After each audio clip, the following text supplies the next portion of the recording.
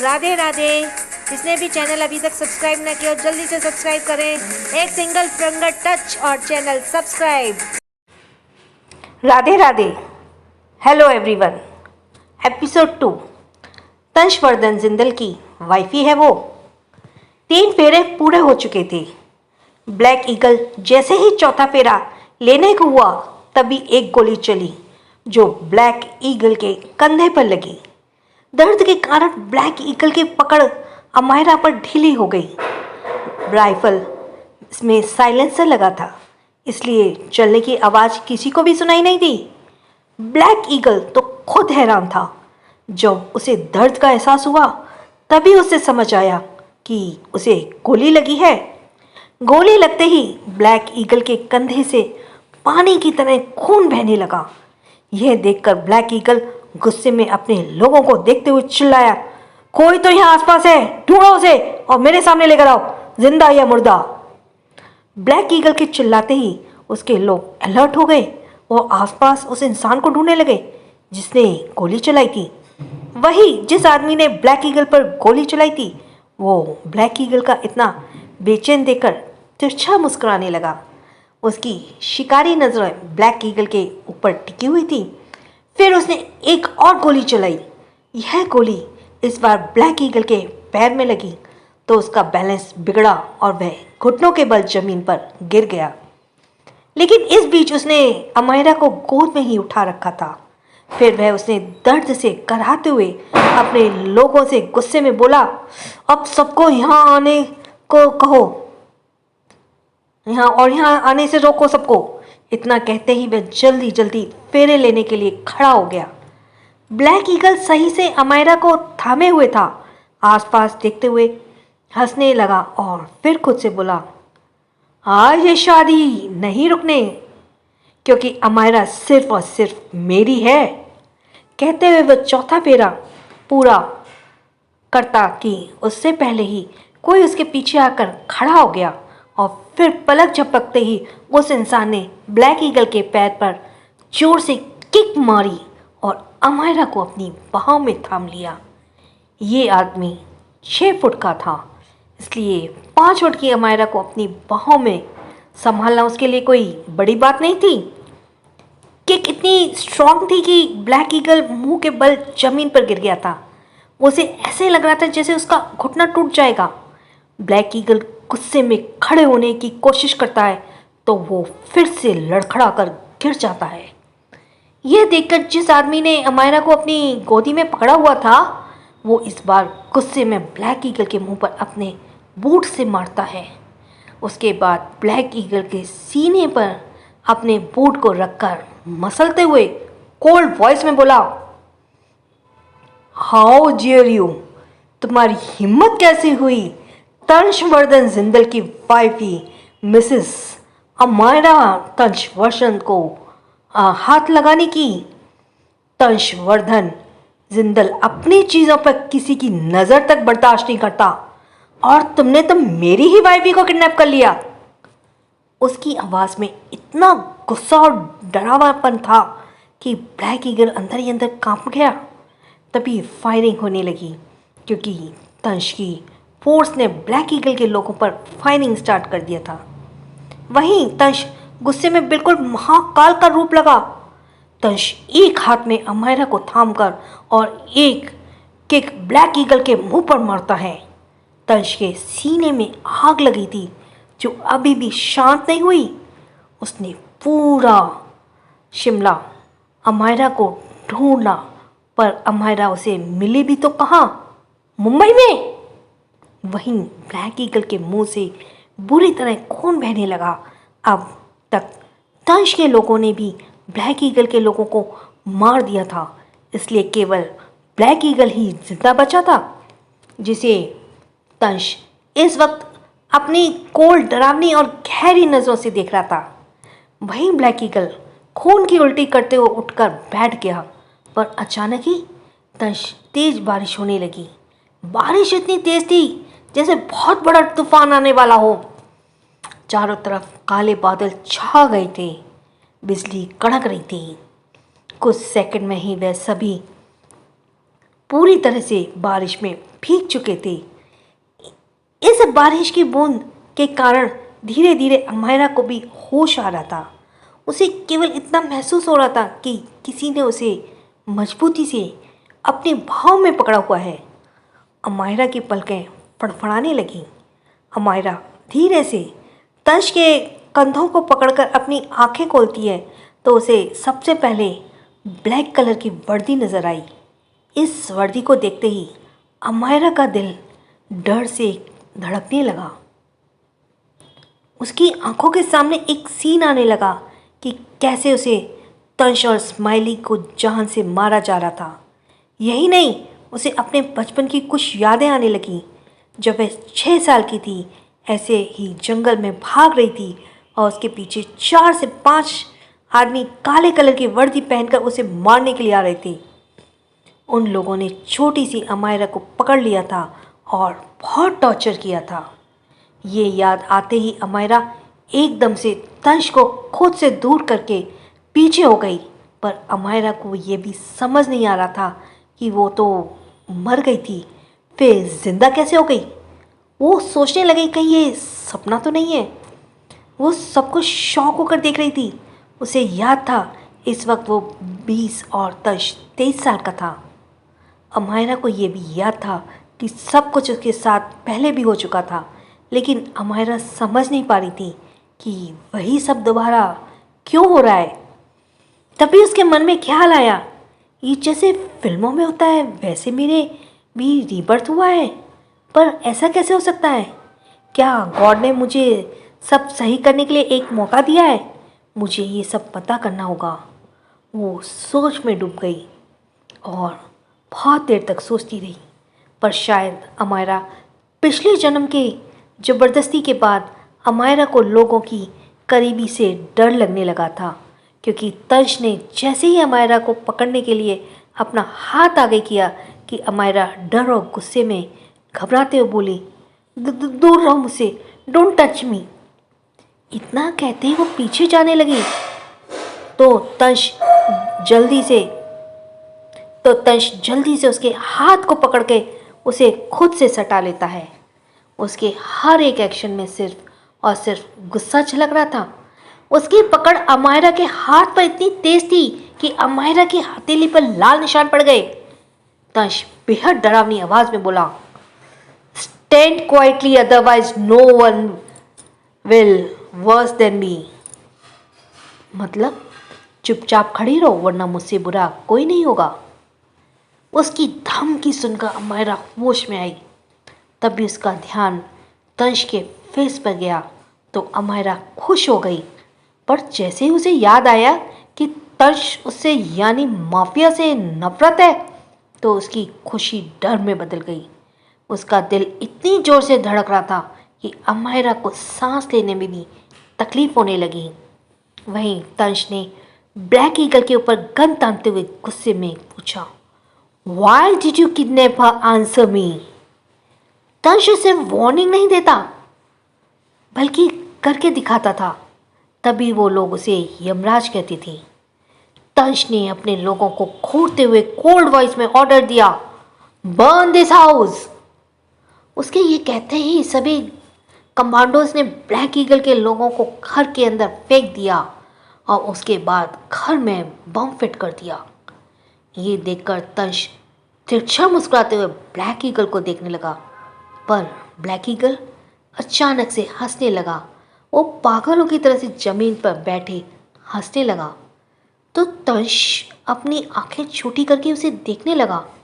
वही अमायरा घबराते हुए मन में बोली, कहीं ये मिस्टर लाइफलाइन को बता ना दे कि मैं ही वो माफिया हूँ जिसे ये नफरत करता है। नहीं, ऐसा नहीं हो सकता। मैं मिस्टर लाइफलाइन को इस जन्म में नहीं खो सकती। अमायरा को समझ नहीं आ रहा था कि वो क्या करे। उसने घबराहट में कस के अपने लहंगे को पकड़ लिया। तभी उसका ध्यान खुद पर गया तो वो खुद को लाल शादी के जोड़े में देखकर शॉक हो गई। वहीं तंश ब्लैक ईगल के पेट पर गोली मारता है और उसके घाव पर पैर रखते हुए उसे देखने लगा। मगर ब्लैक ईगल अभी भी हंस रहा था। उसे कुछ देर हंसने के बाद चिल्लाते हुए जोर से कहा, तुम्हें क्या लगता है तुमने ब्लैक ईगल को पकड़ लिया? कभी नहीं, क्योंकि मैं बस ब्लैक ईगल का हम शक्ल हूँ। मेरे जैसे हजारों हम शक्ल होंगे, पर तुम ब्लैक ईगल को पहचान नहीं पाओगे और ना ही अमायरा को ले जाने से रोक पाओगे, क्योंकि वो अमायरा को पाके रहेगा।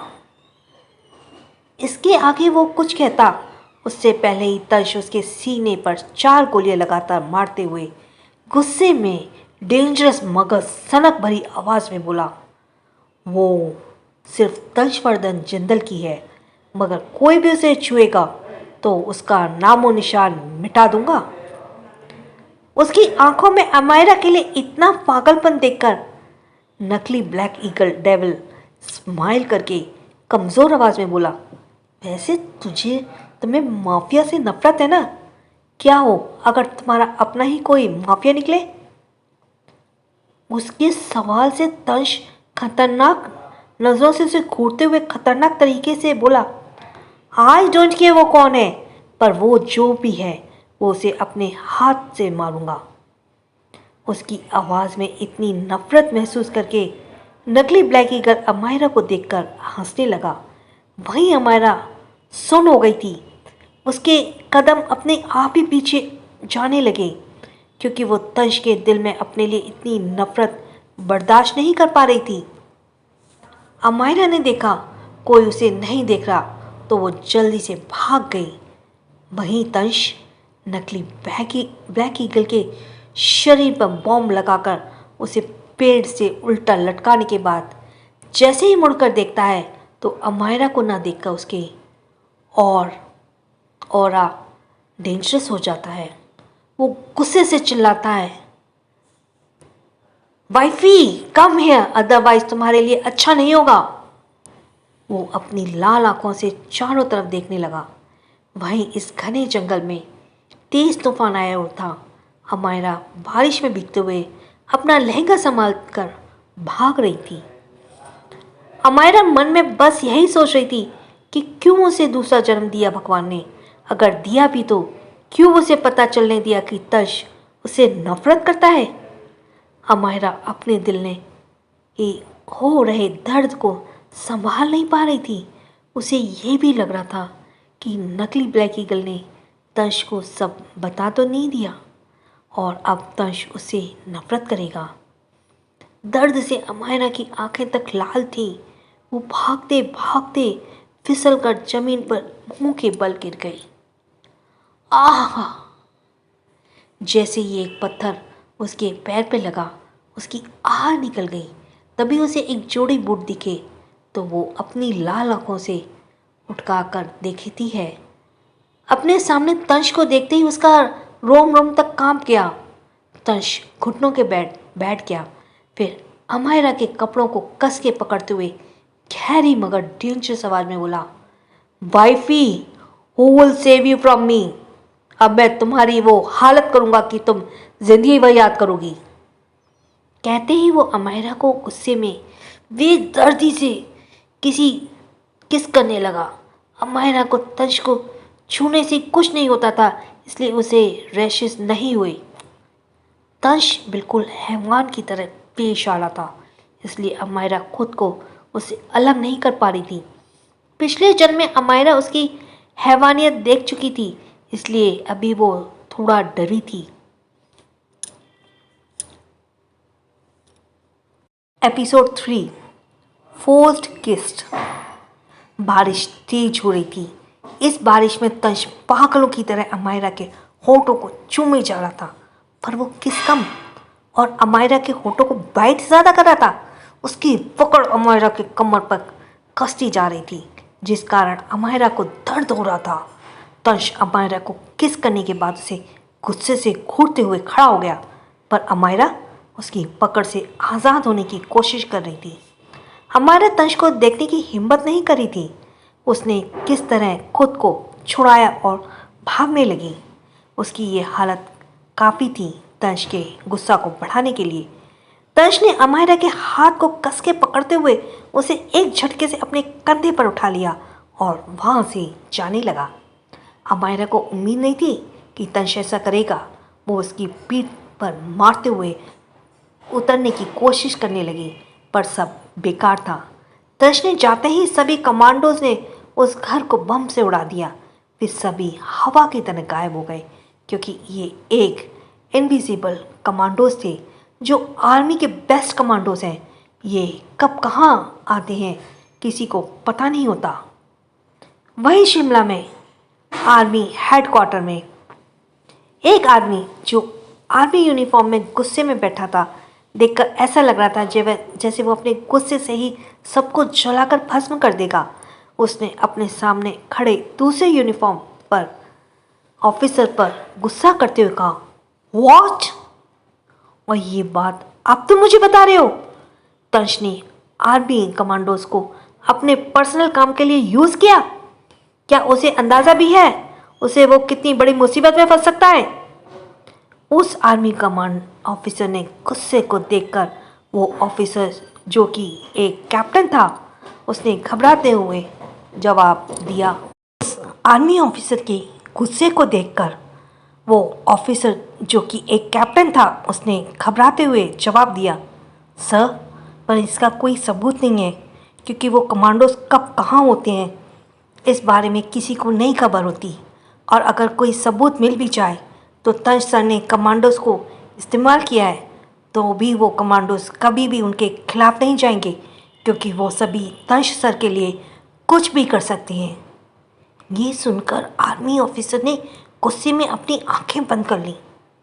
कुछ देर ऐसे ही रहने के बाद उसके एक्सप्रेशन लेस भाव में से कैप्टन को ऑर्डर दिया, तंश ने आर्मी के रूल्स को तोड़ा है, और भले ही मैं उसका भाई हूँ, लेकिन मेजर जनरल हर्षवर्धन जिंदल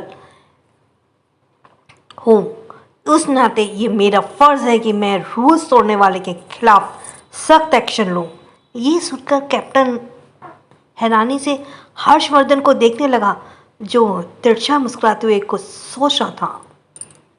मुंबई। तंश अमायरा को लेकर अपने प्राइवेट विला नहीं गया, क्योंकि वहाँ पर कोई ऐसा इंसान था जिसे तंश देखना भी नहीं चाहता था। तंश अमायरा को लेकर अपने एक छोटे से अपार्टमेंट में गया, जहाँ पर कई लोग सिविल ड्रेस में उस अपार्टमेंट की रखवाली कर रहे थे, और ये तंश के लोग ही थे। छोड़ो मुझे, छोड़ो, ये कहकर, ये क्या कर रहे हो तुम? अमायरा खुद को छुड़ाते हुए चिल्ला रही थी। वो इस वक्त बेड पर बैठी थी, पर तंश ने उसके हाथ को बेल्ट से बांधा हुआ था। अमायरा ने अभी भी शादी का जोड़ा पहना था। उसका दुपट्टा जमीन पर पड़ा था और वो सिर्फ ब्लाउज लहंगे में थी, तो तंश को देख रही थी। वो सोफे पर किसी राजा की तरह बैठा वाइन पी रहा था। आधी बोतल वाइन पीने के बाद तंश अमायरा को गहरी नज़र से देखते हुए अपनी शर्ट उतारकर उससे ऊपर फेंक देता है। फिर कोल्ड वॉइस में बोला, वियर दिस। तंश इतना कहते ही ग्लास में रखी सारी वाइन एक झटके में पी गया। अमायरा घूर के शर्ट को देखती है। उसके बाद तंश को उसे कुछ समझ नहीं आ रहा था, क्योंकि पिछले जन्म में तंश कभी भी सामने से उसके लिए केयर नहीं दिखाता था, पर इस बार ऐसे हो रहा था। अमायरा कंफ्यूज होकर तंश को देखते हुए मन में बोली, ये तो कंफर्म हो गया कि मुझे ज़िंदगी ने दोबारा मौका दिया है, पर ये कैसा बदल गया, अकड़ू खड़ूस कहीं का।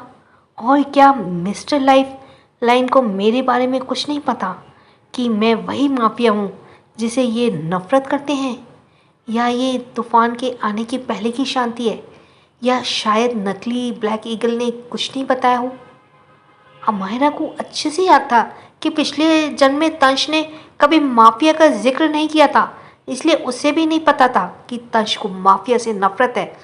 पर अमायरा को अब पता था कि तंश माफिया से कितना नफरत करता था। अमायरा इसी उलझन में थी कि कहीं तंश को सच ना पता चल जाए कि वही माफिया है। इस डर से अभी भी अमायरा का दिल धड़क रहा था। तभी तंश तिरछा मुस्कुराते बोला, wifey, remove your clothes now. उसकी मैग्नेटिक और दमदार आवाज़ जैसे ही अमायरा को सुनाई दी, अमायरा के दिल की धड़कनें बढ़ने लग गई। पर अमायरा अपने हाथों को देखने लगी जो बंधे हुए थे। वो पिछले जन्म में ऐसी सिचुएशन में बिल्कुल नहीं फंसी थी, क्योंकि पिछले जन्म में वो तंज से इतनी नफरत करती थी कि वो फ्लैट नहीं आई थी, बल्कि ज़िद करके अपने घर चली गई थी। तंज भी उसके बंधे हाथ को देखकर अपनी जगह से खड़ा हो गया। तंज ने जाकर अमायरा के हाथ खोल दिए, पर झुकने के कारण वो अमायरा के बहुत करीब था। दोनों की नाक आपस में लड़ रही थी, इसलिए नर्वस होकर अमायरा अपनी नज़र नीचे कर लेती है। पर अचानक ही उसका नज़र तंज के सीने पर बने टैटू पर गई, जिस पर उसका नाम चमक रहा था। ये टैटू तंज ने उसके हाथों से ज़बरदस्ती बनवाया था। यही नहीं, अमायरा के सीने पर भी तंज ने ज़बरदस्ती टैटू बनाया था।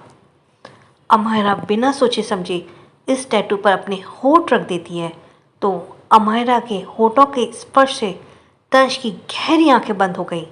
उसके अंदर के डिज़ायर्स बढ़ने लगे, क्योंकि वो हमेशा से अमायरा को पाना चाहता था, लेकिन अमायरा ने कभी उसे खुद के करीब नहीं आने दिया था।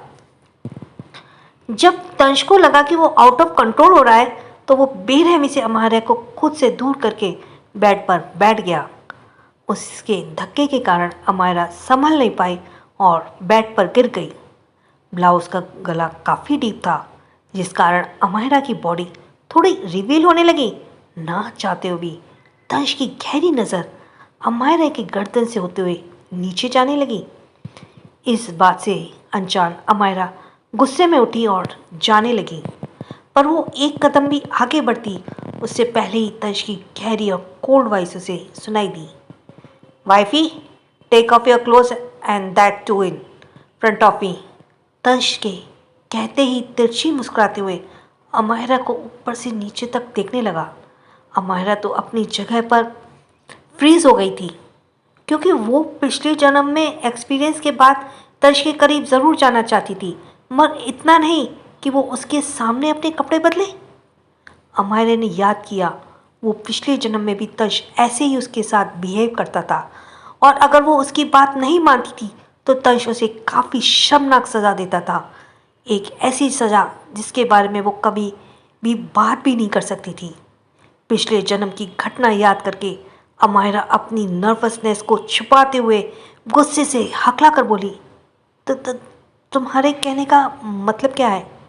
तंज तिरछा मुस्कुराए हुए अमायरा की तरफ बढ़ने लगा।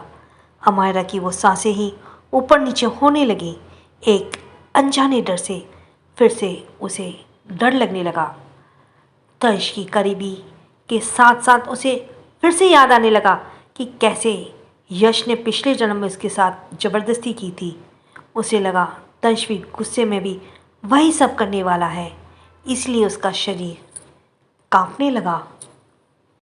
And now let's go to episode 4, heartless तंज एंड रॉकिंग अमायरा। क्या बकवास कर रहे हो तुम?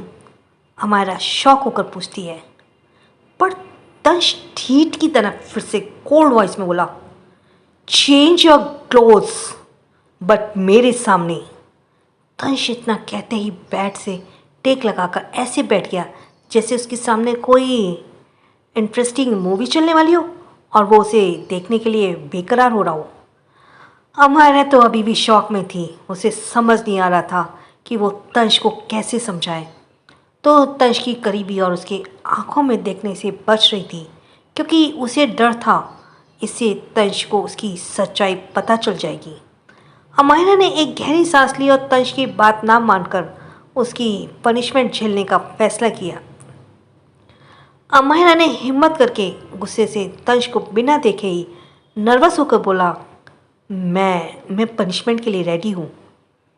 पनिशमेंट शब्द सुनते ही तंज खतरनाक तरीके से मुस्कुराया। वो अमायरा को नर्वसनेस को देखते हुए खड़ा हुआ और वहाँ से जाते हुए तिरछा मुस्कुराकर कोल्ड वॉइस में बोला, फॉलो मी। उसकी गहरी आवाज़ सुनकर अमायरा ने थूक कटक लिया। उसका मन यहाँ से भागने का हो रहा था, पर वो नहीं भाग सकती थी क्योंकि तंश उसे कहीं से भी ढूंढ निकालता। अमायरा तंश के पीछे पीछे एक रूम में गई तो चौंक गई क्योंकि वो रूम टॉर्चर रूम था। अमायरा ने देखा उस दिन की तरह आज भी तंश अपने हाथ में छड़ी लिए सोफे पर किसी नर के देवा की तरह बैठा था। पर तंश हैरान भी था कि अमायरा अचानक से उसके साथ पहले की तरह बदतमीजियां नहीं कर रही थी और ना उस पर गुस्से में चिल्ला रही थी। वही अमायरा अपने होठों को चबाते हुए खुद से बोली, अम्मू, पहले तो तुम इससे नफ़रत करती थी, अब इसने तुझे नहीं बख्शा था, शायद इस बार बख्श दे, क्योंकि जब से मैं यहाँ आई हूँ मैंने उसके साथ बहुत अच्छा बिहेव किया है। चलो अम्मू, और अपनी मुसीबत का जादू दिखाओ, अपनी मासूमियत का जादू दिखाओ। खुद से इतना कहते ही अमायरा अपने होठों पर मुस्कान सजाए तंश के पैरों में एकदम से पकड़ते हुए बोली, ए जी मिस्टर लाइफलाइन, सुनिए, मैं आपकी प्यारी अर्धांगिनी हूँ। क्या आप मुझे ऐसे दंड देंगे? क्या आपका हृदय मुझे सजा देने से नहीं रोक रहा?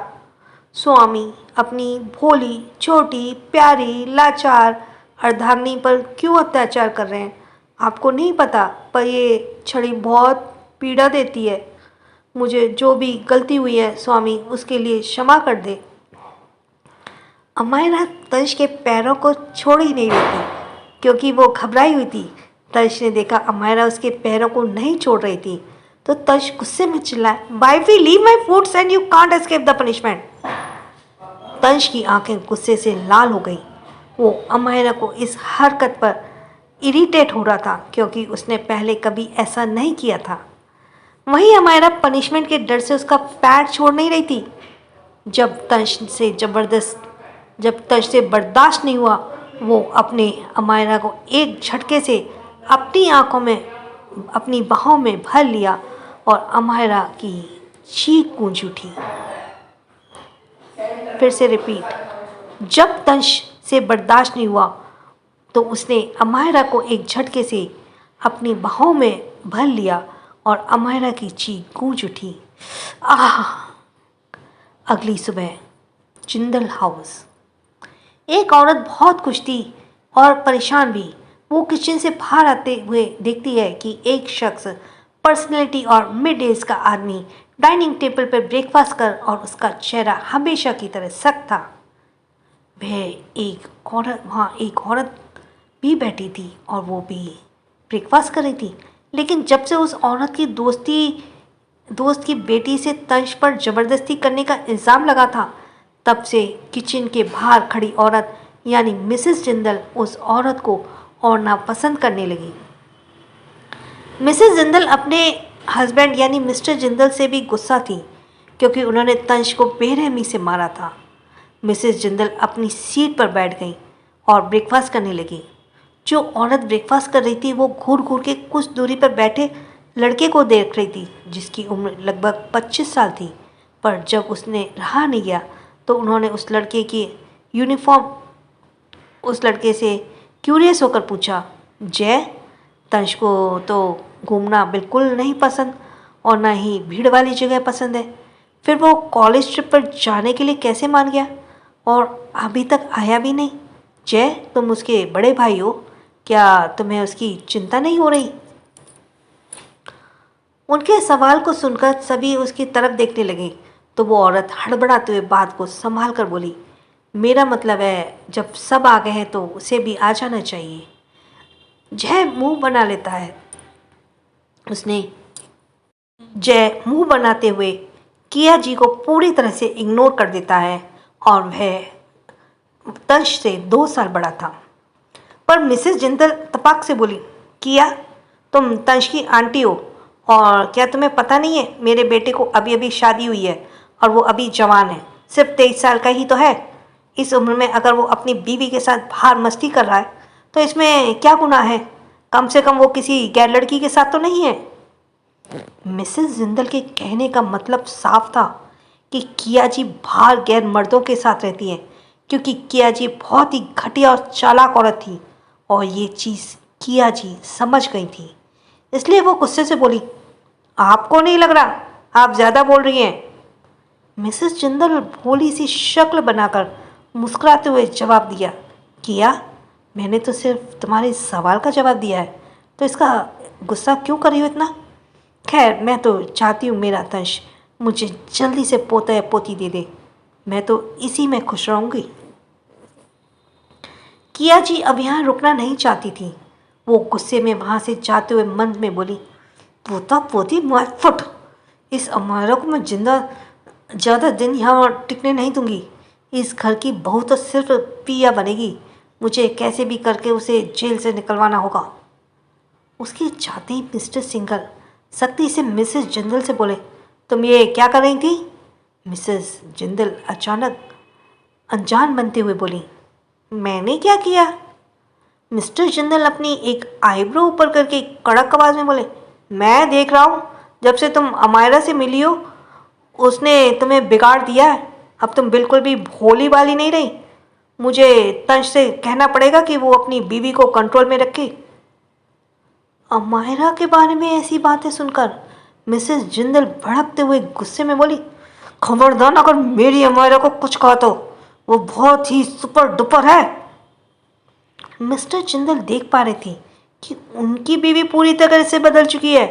जहां वह पहले उनके सामने एक शब्द कहने से डरती थी, वही हमारा के लिए अब वो उनसे लड़ रही थी।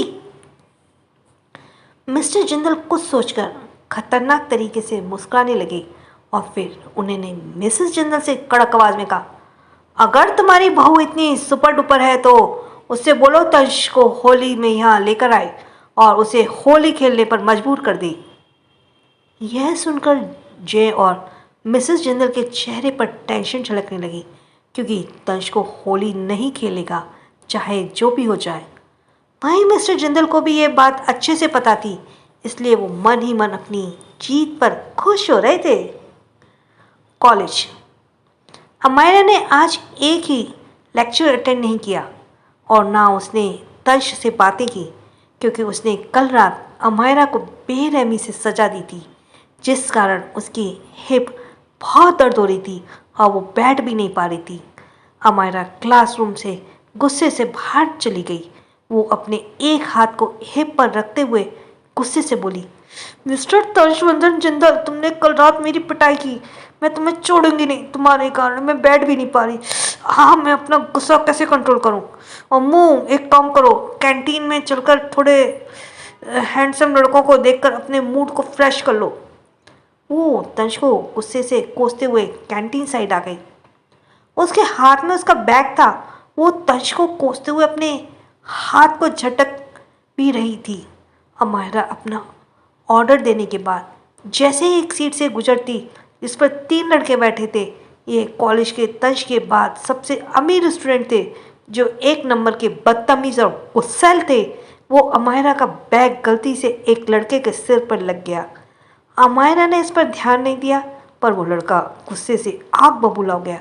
उसने एकदम से अमायरा को घूर कर देखा तो उसकी नज़र अमायरा के मिनी स्कर्ट से होते हुए उसके लंबे घोरों पैरों पर पड़ी। तो वो तिरछी मुस्कुराहट बोला, मिस मिनी स्कर्ट रुको। इतना कहते ही उसने स्ट्रॉ उठाकर अमायरा के ऊपर फेंक दी। तो अमायरा एकदम से रुक गई। उसकी आंखें सख्त और कठोर हो गई थी, क्योंकि अमायरा को तंश के अलावा किसी से डर नहीं लगता था। अमायरा मुड़ी और बिना किसी भाव से बोली, किसने मेरे से बदतमीजी की? ये पूछते ही उसने स्ट्रॉ को देखा जो उसके पैर के पास पड़ा था। वहीं वो लड़के अमायरा की ऊंची आवाज़ सुनकर और गुस्सा हो गए। पूरी कैंटीन में शांति फैल चुकी थी। आसपास मौजूद बच्चे डरे बैठे थे, क्योंकि वो सभी उस लड़के को बहुत अच्छे से जानते थे और ये भी जानते थे कि अमायरा तंश से रिलेटेड है। और सबसे बड़ी बात ये थी कि वो लड़का और तंश एक दूसरे के जानी दुश्मन थे। सभी आगे के नज़ारे देखने के लिए डरे हुए ही थे और एक्साइटेड भी थे। जिस लड़के ने अमायरा के ऊपर स्ट्रॉ फेंकी थी, वो अमायरा को ऊपर से नीचे तक अजीब नज़रों से देखता है, फिर बड़े ही घमंड के साथ मुस्कुराते हुए कहता है, ये गुलाब का फूल हमारे कॉलेज में कब आया और मेरी नज़रों से कैसे बचा रहा? ये सब कहते वक्त भी उसकी नज़र अमायरा के गोरे पैरों पर थी। उसकी नज़रों को खुद पर महसूस करके अमायरा को और भी ज़्यादा गुस्सा आने लगा, क्योंकि अब उसे ऐसी नज़रें बिल्कुल पसंद नहीं थी। एक तो वो पहले से ही तंश पर गुस्सा थी, ऊपर से इन लड़कों ने उसे और गुस्सा दिला दिया। अमायरा ने सोचा अब वो अपना गुस्सा इन पर ही उतारेगी। अमायरा बड़े एटीट्यूड के साथ उस लड़के के सामने जाकर खड़ी हो गई और फिर उसकी आंखों में आंखें डालकर उसे उंगली दिखाते हुए अपनी कोल्ड वॉइस में बोली, अभी के अभी मुझसे माफ़ी मांगो अपनी इस हरकत के लिए, वरना ऐसी हालत करूँगी ना कि शीशे में खुद भी शक्ल देखकर भी खुद को पहचान नहीं पाओगे।